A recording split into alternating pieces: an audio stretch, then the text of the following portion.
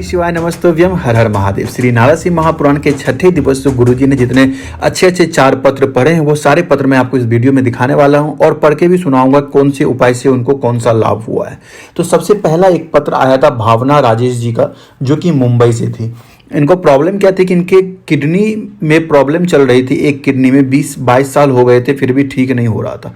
और उनके दामाद को जो है कोई अच्छी जॉब नहीं लग रही थी, ज़्यादा सैलरी पैकेज की नहीं लग रही थी, जो कि मेरे स्क्रीन पे भी आप देख सकते हैं कि लेटर जो उन्होंने लिखा था। उनके बाद उन्होंने पशुपति व्रत करना शुरू किया। पहला पशुपति व्रत किया, कोई ज़्यादा फायदा नहीं मिला, मगर फिर जब दूसरा पशुपति व्रत उन्होंने शुरू किया, उनके दामाद को भी अच्छी खासी नौकरी लग गई और उनकी जो किडनी की प्रॉब्लम थी जो 20 साल से चल रही थी उसमें भी सुधार होना शुरू हो गया। सब महादेव की कृपा है।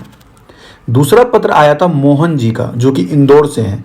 उनका कहना यह था कि गुरुजी भी इस के पत्र पे बहुत हंस गए थे कथा के समय।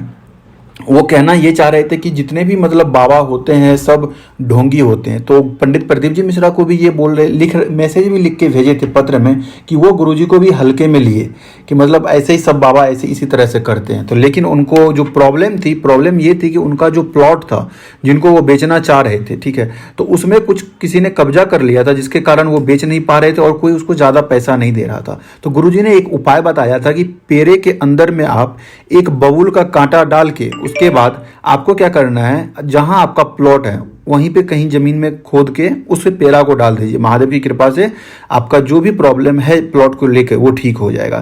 तो इन भक्तों ने सेम चीज किया। 10 मार्च को रुद्राक्ष महोत्सव में भी आए थे, महादेव को बोल के गए आपकी बहुत हमने चर्चे सुने हैं, तो हमारा भी इस बार करके दिखाइएगा तो फिर हमें विश्वास होगा।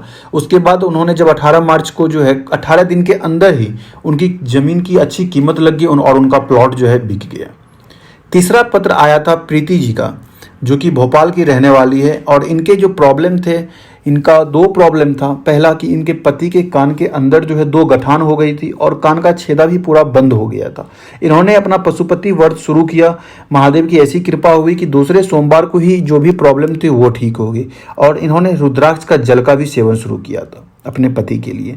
उसके बाद इनके बेटा का जो था बाथरूम के रास्ते से थोड़ा सा ब्लड आ रहा था, जिनके कारण इन्होंने रुद्राक्ष का जल उनको आचमन करवाना शुरू किया। महादेव की कृपा से उनके दोनों यानी पति और बेटे दोनों अब स्वस्थ हैं, कोई दिक्कत नहीं है। चौथा पत्र एक आया था, लास्ट का जो पत्र था वो था मणि भूषण कुमार जी का, जो कि बिहार मुजफ्फरपुर से भेजे थे लेटर। वो आए भी थे, प्रेजेंट भी थे। तो उन्होंने बताया था कि 8 फरवरी 2022 को उनकी गाड़ी जो है पैसे के कारण किसी ने छीन लिया था।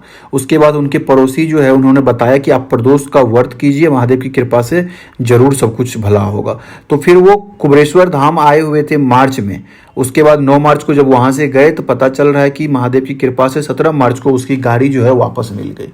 तो ये देखिए, ये सब महादेव की कृपा है। आशा है कि आप लोगों को वीडियो उपयोगी लगी होगी। तो कमेंट में हर हर महादेव, श्री शिवाय नमस्तुभ्यम जरूर लिखिएगा।